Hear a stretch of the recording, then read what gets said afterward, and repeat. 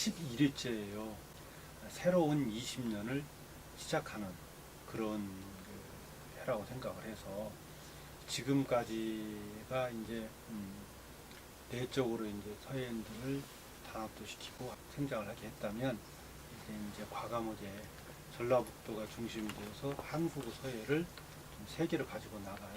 그런 생각을 가지고 있다 보니까 새로운 20년을 시작하는 해이고 새로운 20년을 계획하는 해라서 좀 다른 해보다 다릅니다. 1997년에 우리 서해 비엔날레가 시작을 했는데 그때 사실은 이 전라북도의 국제적인 그 행사를 감당할 만한 사람이 좀 많지 않았어요. 그래서 서해인들이 서해 비엔날레를 해야 하고 그 당시 저는 전북대학에 있지도 않고 충남에 있는 공주대학, 옛날 공주사범대학이 있었습니다. 그래서 거기에서 이제 있으면서 비엔날레 내부가 아니라 교수로서 중국과 이제 교류도 많이 하고 또 중국어도 잘 한다고도 하고 또 일본 교수도 잘 알고 일본 세계도 알고 그러다 보니까 외부에서 자문을 하는 역할을 좀 많이 했죠. 2010년까지는 분명히 이제 비엔날레 내부하고는 관계 외부에서 교수로서 자문을 해주고 아이디어를 주고 해주는 그런 역할을 했고 제가 이제 본격적으로 총감독으로서 시작한 것은 2010년부터. 원래 1997년도에 무주에서 동계 유니버셜 대회가 있었습니다. 유니버샤드 동계 유니버셜 대회를 기념하는 뭔가 문화행사가 하나 있어야 하는데 뭘 할까 하고 생각하고 의견을 모은 결과 전라북도를 대표하는 것은 그래서 서해다 해서 서해 국제행사를 하나 만들자 해서 아주 적은 예산으로 그렇게 시작을 했습니다. 했는데 이제 의외로 성공을 했어요. 그런데 그 첫 회에 의외의 성공이라는 게 사실은 아까 말씀드린 대로 제가 이제 중국이나 대만 뒤에서 공부했던 그런 노하우를 다 이제 외부에서 자문을 해줘가지고 그걸 토대로 해서 이제 하다 보니까 첫 해에 굉장히 적은 예산으로 시작했는데 크게 성공을 했어요. 그러다 보니까 이제 그 뒤로부터 비엔날레에 대해서 사람들이 이제 긍정적인 생각을 가지고 조금씩 지원을 더 해가지고 이제 오늘까지 이렇게 큰 국제적인 행사가 됐습니다. 소위 말하는 요즘 시대를 4차 산업혁명 시대라고도 얘기하고 문화예술 시대라고도 얘기하고 그런데 어쨌든 이 시대는 디지털화가 되면서 디지털 내지는 어떤 인공지능 이런 인간이 아닌 기계와 함께 살아야 할 이런 시대가 됐어요.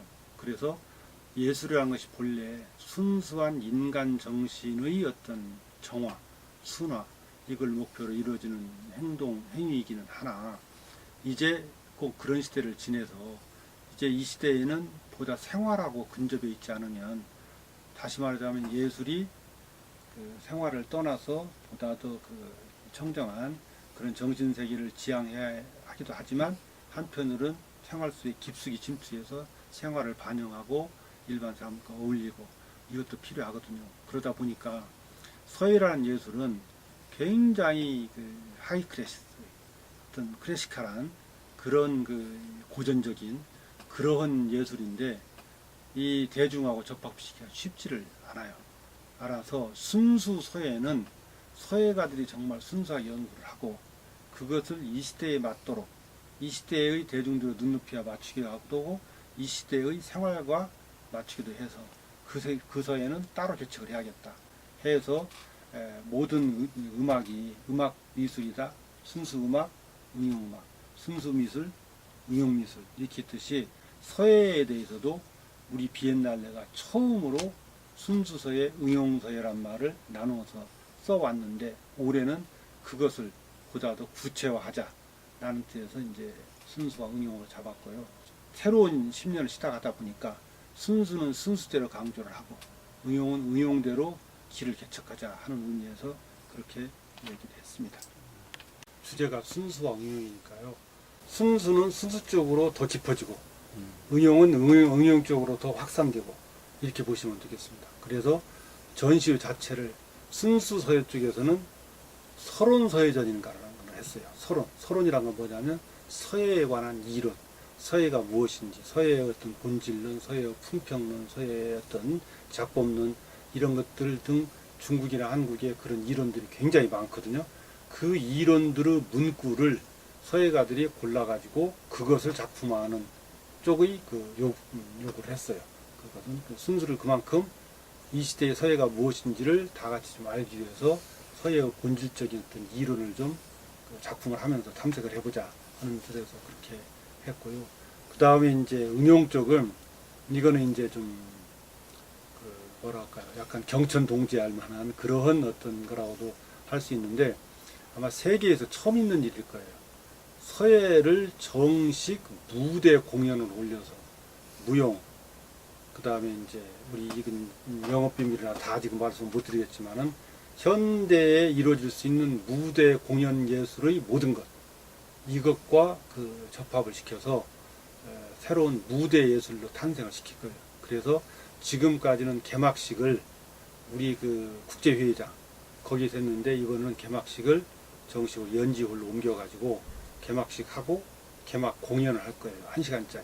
그 개막 공연에 시나리오, 연출, 각색 모든 것들을 서예를 중심으로 해가지고 아, 서예가 정말 무대 예술로도 저렇게 살아나네 하는 것을 보여주려고 합니다. 그래서 아주 이 응용 쪽에서 지금까지 전혀 안 해본 그런 새로운 일을 하기 때문에 하나의 어떤 도전이자 시험이라고 그렇게 할 수가 있습니다. 그리고 이제 각 방면에 생활과 접합되는 서예 프로그램을 좀 많이 해서 대중들이 보다 쉽게 다가올 수 있게 했고요. 그 다음에 우리가 이제 쭉 지향해왔던 게 그런 거거든요. 서예를 어렵다고 하는데 어렵다고 해서 서예의 수준을 낮춰서 서예 아닌 것을 변형시키지 말고 어려운 서예를 친절한 설명을 통해서 대중들에게 알려주자 이런 생각을 해서 비엔날레 각 그 전시마다 굉장히 친절한 설명 이거를 좀 많이 넣으려고 그러고요. 경필서예, 즉 연필이나 만년필 글씨, 이 글씨를 서예전을 한 2,000명 가까이 초등학생 뭐 일반인들 다 동원해가지고 커다란 모자이크 그림으로 그리는데 이 포스트잇 조그마한 종에다가 곱게 써서 그놈을 이제 색깔별로 붙여나가면 이제 한 달 내에 완성해 나갈 거거든요. 이런 것 등등 해서 지금까지 안 했던 것을 좀 하려고 그럽니다. 그 다음에 이제 특히 할 만한 것 하나는 학술대회.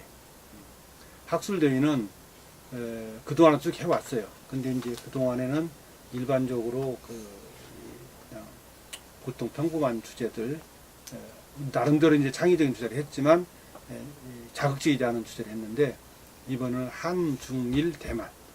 세 나라의 학자들에 모여서 서예에 대해서 아주 난상 토론을 벌일 겁니다. 뭐냐면, 중국에서는 이 서예를 서법이라고 그래요. 법법자로 써서. 우리는 예술이라는 예자를 서예라고 그래요. 그 다음 일본에서는 서도라고 그래요. 자, 그러면 이 동양 서예를 서양으로 이제 확산시키고 그러려면 용어부터 통일해야 할 거 아니냐. 이 생각을 가지고 서법이 받느냐, 서예가 받느냐, 서도가 받느냐. 이 시대에 뭐 맞다기보다는 이 시대의 어떤 그 문화예술 환경과 어떤 용어가 가장 잘 어울리느냐. 라는 것을 중국은 중국 입장에서, 한국은 한국 입장에서 각자 발표를 해서 거기에서 어떤 합일점을 쉽게 찾아지는 않겠지만 합일점을 찾아보려는 학술대회를 하는데 벌써부터 그 중국이나 대만, 일본 이쪽에서도 굉장히 뜨거운 관심을 가지고 우리가 부탁한 학자들이 논문을 잘 쓰고 있습니다. 아마 이 학술대회가 끝나고 나면 우리나라 한국 서예뿐만 아니라 세계 서예에 뭔가 좀 도움을 주는 그런 결과를 얻으리라고 생각을 합니다. 그래 나름대로 상당히 많은 부분을 새롭게 보다 진지하게 어떤 분은 또 보다 쉽게 이렇게 기억을 해서 예년과는 좀 다르리라고 생각합니다. 중국 작가나 일본 작가를 섭외하는 데 조금 예년보다 좀 뭐랄까요, 좀 터덕거렸어요. 왜냐하면 사드 문제 그것 때문에 중국 작가들이나 일본 작가들이 우리 비엔날레에 참석하는 것을, 참가하는 것을, 초청을 받는 것을 매우 영광스럽게 생각을 합니다. 그 중국 작가들한테 초청장을 다 보냈음에도 불구하고 빨리 답이 안 와요. 참석하겠다. 반드시 가 예전 같으면 뭐 초청해줘서 감사합니다. 바로 참가하겠다. 그런 답이 오는데 올해는 좀 그게 늦더라고요. 눈치를 보느라고 가도 될까. 왜냐하면 우리가 초청하는 작가들은 중국의 최인류급이니까 그분들은 출국할 때 이것들이 사실은 다 남거든요. 근데 이제 중국이라는 나라의 내부 어떤 특성이 있잖아요.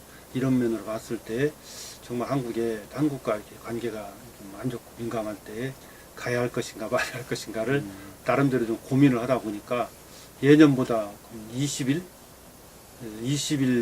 정도가 이 전체를 다 답을 수합하는데 늦어져 가지고 우리 일이 조금 늦어져 가지고 좀 힘든 점이 그게 하나 있었습니다.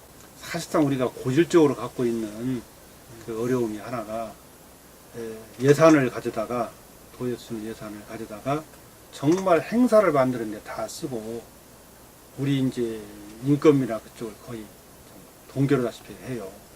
그런데 직원 둘을 데리고 총감독인 저 하나 하고 이 일을 다 하려다 보면은 사실 이 일을 속 있는 분들한테 이렇게 말씀을 드리면은 정말 이건 대단한 일이다라는 생각을 하라고 생각하는데 인력이 너무 부족해서 이 오류 문제는 닦아요. 오류 문제는 우리 이제 이번에 비엔날 같은 경우에는 본문에서 나타난 것도 아니고 그 다음에 중요한 것은 우리는 작품 한 점을 대상 작품으로 뽑는 게 아니라 대상 작가를 뽑아요.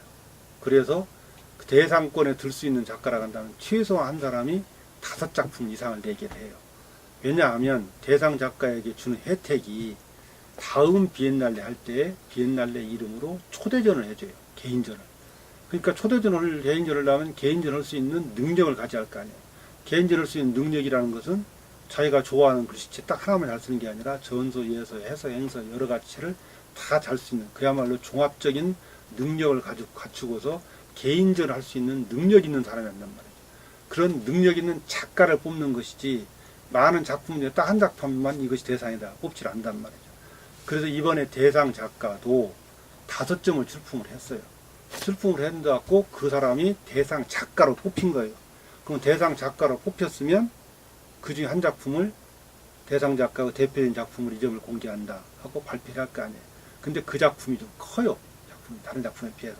그래서 그거를 나머지 4작품도 다 똑같이 대상인 작품 수준이 다 같은데 그래서 그거를 이제 크고 그래서 발표를 했는데 불행히도 그게 이제 본문 부분도 아니고 낙관 부분에 나왔길래 저는 이제 이분이 쓴 작품이 4작품이 다른 게 있으니까 작가를 뽑은 것이니까 우리도 발견 못했다 그거를 낙관 부분에 있는 바람에 그러니까 그것은 엄청난 실수로 이해하고 미안하다.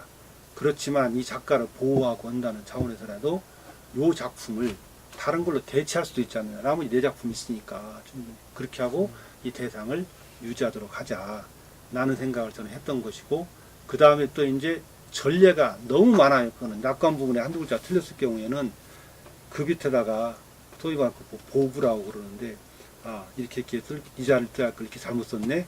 내 정신이 이제 늙었는가 봐. 그래서 이렇게 써놓는다든가 이렇게 해서 이 작품이 훨씬 해학적이고 여유가 있는 그런 작품으로 더 태어나고 재밌네 라고 있는 경우도 있어요. 근데 그런 것들을 다 고려해서 제가 서예학자로서 또는 서예평론가로서 이 정도는 작가를 선발하는 데는 하자가 아니다. 없는 것만은 못하지만 이 사람을 작가를 대상을 취소할 만큼 큰 하자는 아니다. 라는 생각을 가지고 이제 기자분들한테서 이제 설명을 가졌어요. 그랬는데 결국은 현실적으로 우리 사회가 현실적으로 갖고 있는 또 사회 통념이라는 게 있지 않습니까? 현실적으로 오자면 오자인 것일 뿐이지 라는 생각을 또 강하게 하고 그것도 일리가 있어요. 오자는 어쨌든 간에 낙관에 놓은 오자는 오자잖아요. 근데 그 벽이 너무 높더라고요. 그리고 그 현실적으로 그렇게 생각을 갖고 있어. 자칫 잘못하면 다른 오해를 불러일 수도 있겠다 그런 생각이 들어서 작가에게 좀 아쉽기는 하지만 아주 젊은 작가이고 분명히 오자를 낸 것은 잘못한 일이기도 하고 발견 못한 심사위원도 실수고 그래서 전 심사위원들을 소집해서 어떻게 할 것이냐 라고 재논의를 한 결과 심사위원들이 매우 아쉬운 일이긴 하지만 더 나은 비엔날레 더 다운 공모전을 위해서 이번에 대상을 취소하는 것이 좋겠다라는 결론을 내려져서 그렇게 했습니다. 그러니까 결론적으로 얘기하자면 좀 아쉬운 면이 있지만 어쨌든 사회의 인식에 맞는 사회의 분위기에 맞는 조치를 좀 빨리 취했다 이렇게 생각을 합니다.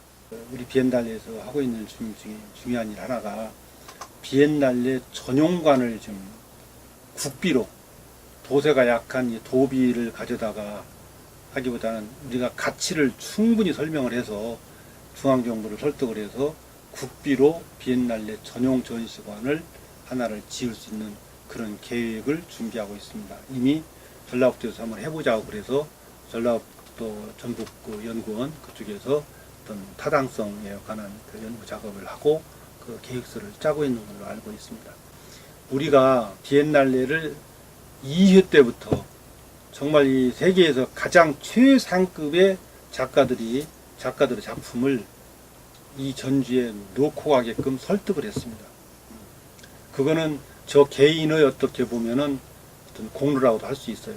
왜냐하면 다 아는 그런 그 친분 관계가 있었던 제가 이제 그 평상시 제 예술 활동이나 학문 활동을 통해서 알았던 분들이기 때문에 개인적으로 부탁을 하고 이렇게 해서 정말 그 좋은 작품들을 중국 내에서 정말 고가에 팔리는 그런 작품들을 다 놓고 가게 해서 세계적인 작품들을 지금 비엔날레가 소장하고 있는 것이 기증받아 소장 1000점이 넘습니다.